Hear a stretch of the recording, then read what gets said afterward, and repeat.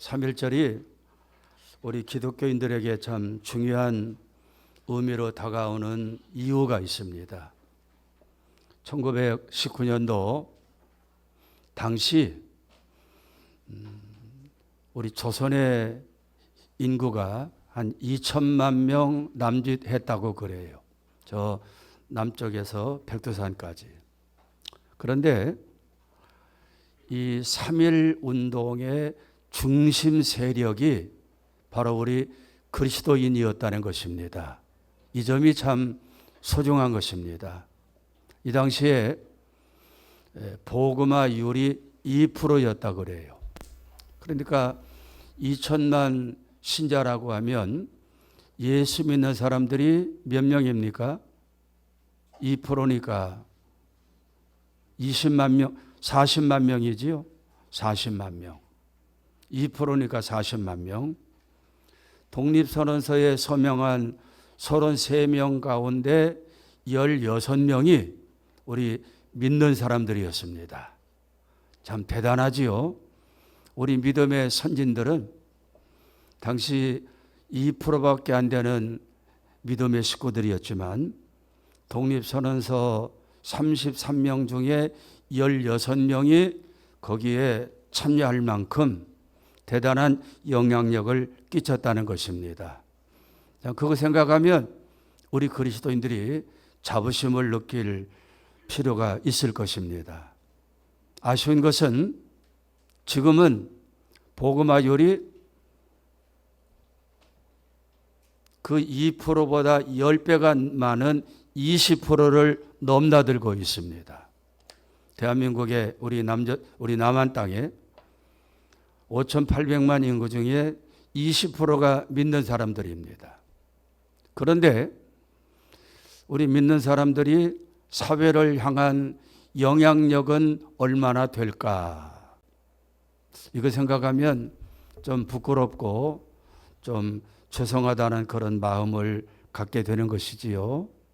우리 모두 자기 있는 자리에서 빛이 되고 소금이 되어서 하나님의 영광을 드러내고 또 믿는 자로서 영향력을 끼쳐가는 이런 은혜가 있으면 좋겠다. 이런 마음을 갖게 됩니다. 할렐루야. 지난주 말씀이 뭐였습니까? 어리석은 자, 악한 자, 존귀한 자, 그런 말씀을 드렸습니다. 한 주간 내내 저는 이 말씀을 마음에 담고 우리 교회 성도들은 어리석은 자가 되지 말게 하시고 악한 자가 되지 말게 하시고 존귀한 자가 되게 해 주옵소서. 그런 기도를 늘 했습니다. 존귀한 사람은 존귀한 일을 계획하나니 그는 항상 존귀한 일에 서리라. 할렐루야. 우리 말씀 나누기 전에 옆 사람들에게 존귀한 자가 되십시다. 서로 인사하지요? 존귀한 자가 되십시다. 존귀한 자가 되십시다. 예. 오늘 말씀은 닭이 울더라 그랬습니다. 닭이 울더라. 오늘 닭의 울음소리를 이 말씀 가운데 들을 수 있으면 좋겠다. 이런 마음을 제가 갖게 됩니다. 이 말씀이 여러분들에게 닭의 울음소리로 들려지기를 축복합니다. 아멘. 외국인들이 우리나라 음식을 굉장히 좋아합니다. K-푸드라고 그래서 심지어는 한국 음식 먹으려고 우리나라에 온다고 하는 그런 외국인도 있습니다. 외국인들이 특별히 좋아하는 한국 음식 가운데 하나가 바로 치킨입니다. 치킨. 프라이드 치킨, 양념 치킨. 굉장히 좋아한다고 그래요. 이거 먹으려고 일부러 한국에 와서 치킨을 시켜 먹고 또 거기에다가 맥주 한 잔 겹붙여 가지고 물 대신 마시고. 여러분 치킨하면 우리나라 치킨하면 생각나는 단어가 있습니까? 뭡니까? 하림이 생각납니다. 하림. 재래시장 가봐도 닭고기 파는 집에 가보면 하림 닭이라고 써 있어요. 하림. 하림의 창업주가 누군가 하면 김흥국 회장입니다. 이분이 1957년도 출생했으니까 지금 한 67세 나이가 아닌가 여겨져요. 전라북도 익산에 가면 하림 공장이 엄청나게 크게 거기에 서 있습니다. 지금은 꼭 닭고기만 생산하는 것이 아니지요. 오리도 생산하고 또 그거를 가공해서 만들어서 한국 사람도 먹이고 수출도 하고. 이분이 초등학교 4학년 때 11살 되던 나이에 외할머니로부터 선물을 받아요. 병아리 10마리를 선물로 받습니다. 한번 키워보아라. 그 10마리를 정성껏 키웁니다. 어미닭이 되었어요. 이 어미닭 10마리를 시장에 내다 팔고 병아리 100마리를 사옵니다. 그 100마리를 또 열심히 키워서 어미닭 만든 다음에 병아리 1000마리를 사옵니다. 이렇게 해서 점점 병아리가 늘어나면서 초등학생이 중학생이 되고 꿈을 꾸어요. 대한민국 사람들에게 내가 키운 닭고기를 맛보게 해야 되겠다. 이런 꿈을 갖습니다. 그래서 고등학교도 이리농림고등학교를 갑니다. 이리농고라고 하지요. 대단히 좋은 학교입니다. 이리농고. 저희 아버님도 옛날에 이리농고를 졸업하셨어요. 고3 때는 돼지가 700마리, 닭이 5000마리까지 늘어났다고 합니다. 대기업이 된 것입니다. 고3 때 수업하고 있는 학교에 이 농장의 직원들이 와가지고 고3 김홍릭에게 결제를 받아갔다고 그래요. 이렇게 키워낸 하림이 지금은 우리나라 세계 30위권 안에 들어가는 이런 대표적인 기업이 되었고, 닭고기를 생산하고 오리고기를 생산하고 또 거기에 관련된 또 통조림을 만들어내서 우리나라뿐만 아니라 전 세계로 수출합니다. 미국에 가도 우리나라의 닭고기를 소재로 하는 교촌 치킨이 있어요. 태국에도 있더라고요. 여러분, 우리 청소년 여러분도 그런 꿈을 좀 꾸었으면 좋겠다. 그런 마음을 갖습니다. 내가 키운 닭고기가 대한민국 모든 사람들이 먹는 닭이 되었으면 좋겠다. 이게 초등학교 때 꾸었던 꿈이라 그래요. 우리 청소년 여러분, 이런 꿈을 꾸어보세요. 꼭 닭고기가 아니어도 되겠지요. 꿈을 꾸고 노력하고 땀을 쏟고 거기에 하나님의 은혜가 더해지면 못할 것이 뭐가 있습니까? 내게 능력 주시는 자 안에서 내가 모든 것을 할 수 있느니라. 이런 믿음을 가지고 여러분 꿈을 키워가는 우리 청소년들, 청년들 되기를 축복합니다. 아멘. 오늘 말씀은 예수님이 핍박자들에게 끌려가고 고통당할 때 되어진 사건입니다. 이 사건은 사복음서에 모두 소개되어 있습니다. 그만큼 중요한 내용이라는 겁니다. 예수님이 겟세마네 동산에 올라가서 마지막 기도를 마치고 내려옵니다. 한밤중이었습니다. 겟세마네 동산 산 밑에는 배신자 가룟 유다가 로마 군인들에게 이미 제사장에게 이미 은 30을 받아서 주머니에 넣고 군인들을 끌고 옵니다. 내가 입을 맞추는 그 사람이 예수니 잡아가라. 고약한 놈이죠 이게. 드디어 예수님이 로마 군인들에게 끌려갑니다. 대제사장 안나스의 집으로 끌려갑니다. 우리 성경에 보니까 54절에 뭐라고 했는가 하면 예수를 잡아 끌고 갔다고 그랬습니다. 핍박자들이, 군인들이. 잡아 끌었다고 하는 말은 개처럼 끌고 갔다는 것입니다. 그리고는 그들은 안나스 대사장 집에서 예수님을 조롱하고 핍박하고 침뱉고 매를 때리고 온갖 욕설을 퍼붓습니다. 베드로가 다른 제자들은 다 도망가고 말았지만 베드로는 그래도 예수님이 어떻게 되실까 염려가 되어서 멀찍이 예수님을 따라갔다고 했습니다. 그리고는 추웠기 때문에 이 대제사장 마당에다가 사람들이 불을 피워놓고 베드로도 그 불을 쬐고 있는 것입니다. 그 당시 예수님은 저쪽에서 매맞고 조롱당하고 욕을 당합니다. 베드로가 불 가까이 앉아 있으니까 불빛에 비친 베드로의 얼굴을 보고 거기에 있던 한 여종이 베드로에게 질문을 합니다. 뭐라고 질문합니까? 이 사람도 그와 함께 있었도다. 그는 바로 예수님을 이야기하는 것이지요. 저 사람도 예수와 한 패거리다. 그때 베드로가 뭐라고 이야기합니까? 여자야, 나는 그를 알지 못해. 3년 동안 따라다녔던 예수님을 모른다고 부인합니다. 첫 번째 부인입니다. 그런데 조금 지난 다음에 또 다른 사람이 불가에 앉아있는 베드로의 얼굴을 보고 똑같이 이야기합니다. 너도 그 도당이다. 너도 저 예수와 한 패거리가 아니냐. 그랬더니 베드로가 두 번째 대답합니다. 이 사람아, 나는 아니야.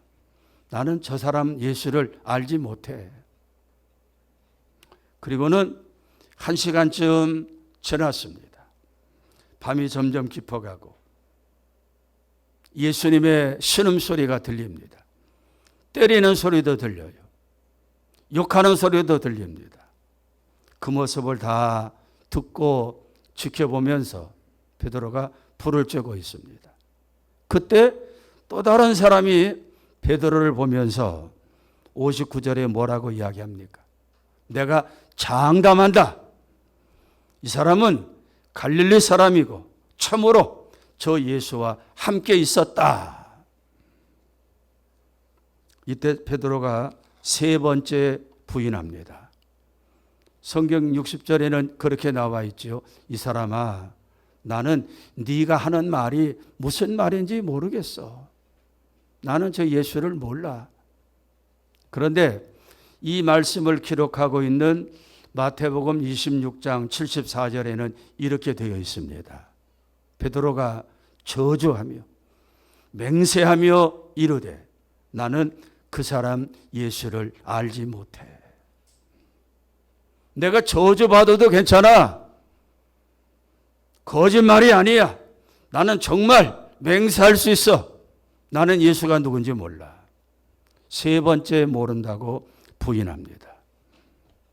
그때 꼬꼬요 꼬꼬댁 꼬끼요 꼬꼬댁 닭의 울음소리가 들렸다는 것입니다.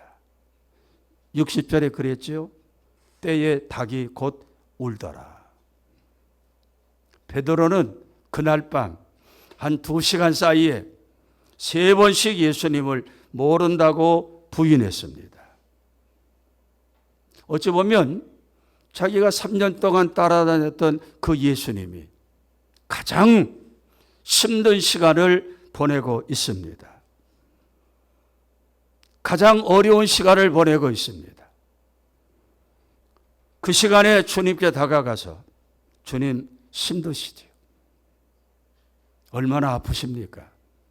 제가 맞아야 될 매를 지금 주님이 맞고 계시는데 제가 얻어먹어야 될 욕을 지금 주님이 얻어먹고 계시는데 주님 제가 할 일이 뭐가 있겠습니까? 이렇게 이야기해야 될 사람이 세 번째 부인은 뭐라고 부인합니까? 내가 저주하며 맹세하며 이야기해. 나는 저 예수와 상관이 없어. 사랑하는 성도 여러분, 우리는 주님을 부인하고 있지는 않습니까? 생각으로, 입술로, 말로, 손과 발로, 물질로, 때로는 조그만한 이익 앞에서 나는 주님을 몰라, 상관이 없어, 그러고 살지는 않습니까? 베드로가 세 번째 부인할 때 꼬꼬댁 닭의 울음소리가 들렸다는 것입니다. 그리고 61절에 보니까 아주 의미 있는 말씀이 나옵니다. 한번 읽어볼까요? 61절 시작.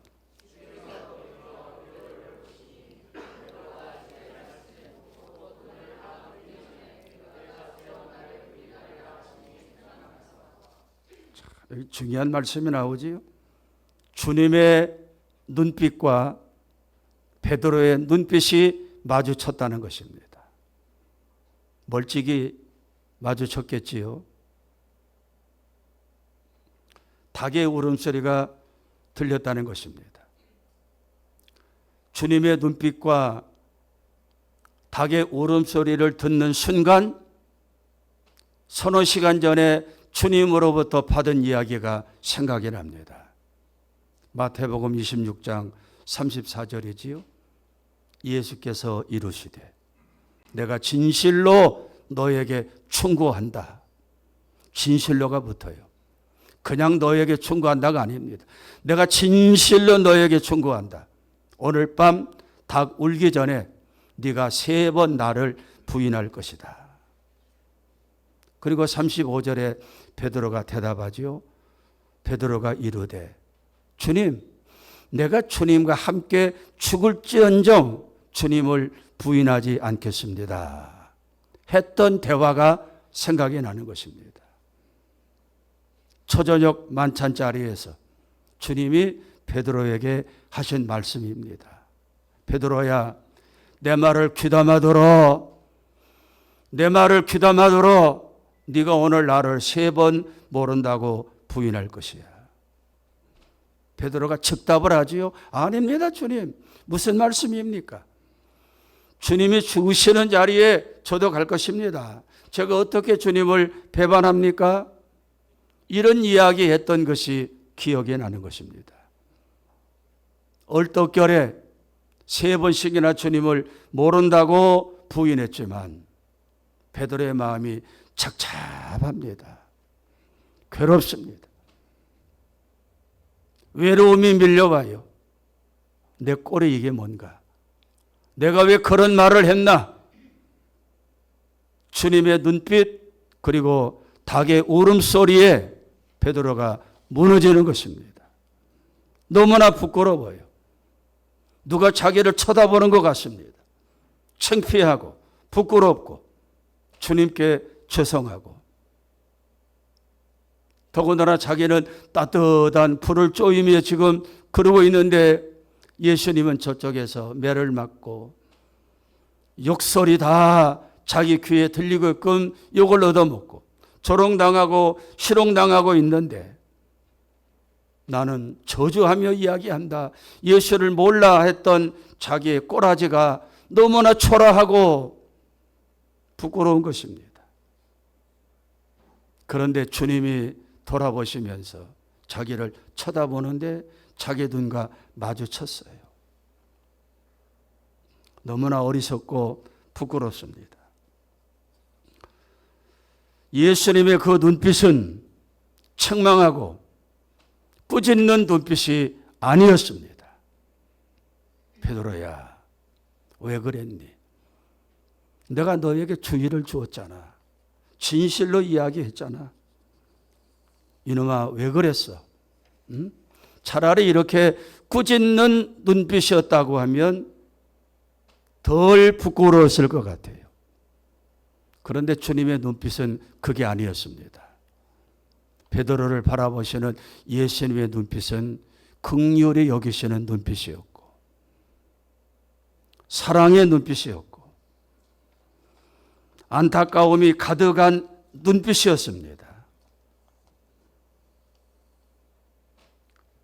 그리고 연이어 들려지는 꼬꼬댁 닭의 울음소리에 베드로가 무너져 내린 것입니다. 거기 그대로 있을 수가 없었어요. 성경에 보니까 밖으로 뛰쳐나갔다. 그리고 뭘 했습니까? 밖으로 뛰쳐나가서 심히 통곡하였더라. 오늘 여러분 심령 속에 예수님의 그 눈빛이 보여지기를 축복합니다. 그리고 닭의 울음소리가 들려지기를 주의 이름으로 축복합니다. 베드로는 지가 잘난 줄 알았어요. 다 도망갔지만 나는 그래도 여기까지 예수님을 쫓아왔어. 나만큼만 예수 믿어. 내가 뭐 잘못했어? 교만이지요, 교만. 여지없이 교만한 그의 마음이 무너져 내린 것입니다. 3번씩이나 부인하고. 그리고 따뜻한 눈빛으로 자기를 바라보시는 그 예수님의 눈빛. 그리고 울어대는 닭의 울음소리. 그 즉시 뛰쳐나갑니다. 그리고 통곡합니다. 소리 높여 웁니다. 주님, 못난 저를 감히 용서해 달라고도 못하겠습니다. 앞으로 제가 어떻게 살아야 됩니까? 주님의 맺맞는 소리를 제가 듣고 주님을 향한 욕설도 제가 다 들었는데 저는 따뜻하게 불만 쪼이고 있었고 더군다나 3번씩이나 예수님을 모른다고 부인했는데 주님 제가 어떻게 해야 됩니까? 천하의 몹쓸 놈이 바로 저였습니다. 이렇게 닭의 울음소리라도 듣고 깨우치고 회개할 수 있었으니 주님 너무 감사합니다. 통곡하고 아마 그날 밤 예루살렘에는 채찍맞고 매맞는 예수님의 신음소리하고 베드로의 회개의 소리가 베들레헴 밤하늘을 메아리 쳤을 것입니다. 오늘 여러분에게 그 예수님의 눈빛 그리고 예수님의 베드로를 깨우치는 닭의 울음소리가 들려지기를 주의 이름으로 축복합니다. 베드로가 오늘날도 우리가 입으로 고백하고 부르는 베드로가 된 것은 바로 이 통회하는 회복이 있었기 때문입니다. 베드로가 그날 저녁에 회개하지 않았더라면 베드로는 더 이상 성경에 그 이름이 지워졌을 거예요. 그런데 뼈저리게 자기의 잘못을 발견하고 몸부림치면서 회개하고 통곡하고 우는 베드로가 있었기 때문에 초대교회 지도자가 될 수 있었고 오늘날 우리가 부르는 베드로가 될 수 있었던 것 아니겠습니까? 제가 2년 전에 미국에서 주일을 맞아가지고 어느 교회를 찾아서 예배를 드립니다. LA 양문교회예요.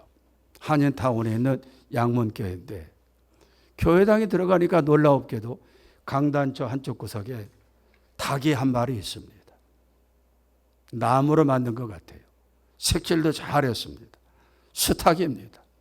고개를 쳐들고 있는데 꼭 그 모습이 꽃기요 꼬꼬댁 하는 모습입니다. 강대상에 그게 있어요. 참 저 목사님 지혜롭구나. 회개해야 산다는 것을 그렇게 드러내고 있구나. 저도 우리 교회 강단에 이 수탉을 좀 사다가 좀 놓을까 그런 마음도 가졌는데 비행기로 가져오기는 너무 커요. 사랑하는 여러분, 오늘이 사순절 3번째 주일이지요. 여러분 사순절을 어떻게 보내고 계십니까? 여전히 자기 의의를 내세우고 자기 이름 석자 높이려고 하고 자기 감정대로 자기 기분대로 그렇게 살고 있는 것은 아닙니까?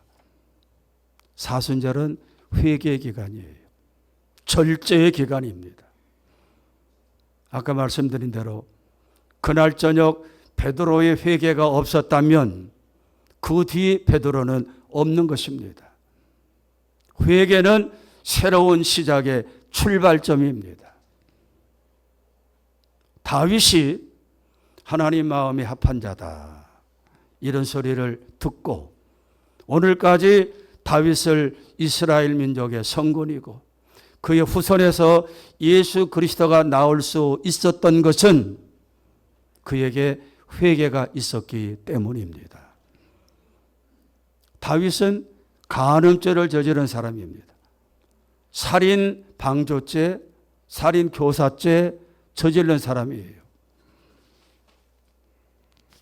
그런 죄를 짓고 주의 종 나단 선지자로부터 지적을 받습니다. 왕이여 어찌 그런 죄를 범합니까? 지적을 당할 때 그것이 닭의 울음소리였습니다. 영원히 깨우침을 받고 그리고 통회하며 회개기도 하지요. 시편 51편 10절에 보니까 하나님이여 내 속에 정한 마음을 새롭게 창조해 주시고 내 안에 정직한 영을 새롭게 하여 주시옵소서. 그리고 11절에 보니까 나를 주 앞에서 쫓아내지 마옵소서. 죄 지은 놈이라고 나를 쫓아내지 마시옵소서. 주의 성령을 내게서 거두어 가지 마시옵소서. 하나님이 이미 성령을 거두어 갔는데도 불구하고 깨닫지 못하고 몸뚱어리만 왔다 갔다 하는 이런 성도 없습니까? 다윗이 오늘날 다윗이 된 것은 이런 뜨거운 통회하며 드린 회개의 기도가 있었기 때문에 오늘 다윗이 되는 것입니다. 성경에 보면 다윗은 침상이 썩도록 기도했다고 그랬어요. 왜 침대가 썩습니까? 나무로 만든 침대가. 회개의 눈물이 그만큼 많이 흘러졌다는 것입니다. 사랑하는 여러분, 오늘 우리도 예수님의 회개를 촉구하시는 그 따뜻한 눈빛 그리고 닭의 울음소리를 들을 수 있기를 축복합니다. 회개는 새로운 시작의 출발점입니다. 비뚤어진 관계, 얽혀진 관계, 어긋난 관계, 하나님과 엉켜버린 관계, 주의 종들과 엉켜버린 관계, 성도들과 닫혀진 관계, 내 자신과도 망가진 관계, 사람들과 엉켜진 관계. 이거를 푸는 열쇠는 다른 데 없어요. 닭의 울음소리. 그거 듣고 회개의 자리를 찾는 것입니다. 나를 위해서 피 흘리고 고난받고 죽으신 십자가에 달리신 예수님의 그 눈빛이 오늘 여러분에게 향할 수 있기를 축복합니다. 닭의 울음소리를 듣는 이 아침 말씀이 되기를 축복합니다. 할렐루야. 그래서 회개하고 새롭게 달려가는 우리 모두가 되기를 축복합니다. 기도합니다. 여러분, 두려움이 가득해서 주님을 모른다고 했던 베드로를 바라보시던 예수님의 따뜻한 눈빛, 오늘 내가 바라보기를 축복합니다. 그에게 들려진 닭의 울음소리가 오늘 내 귀에도 내 영혼 속에도 들려지기를 바랍니다. 우리 다 같이 베드로처럼 통회하며 기도합니다. 주님,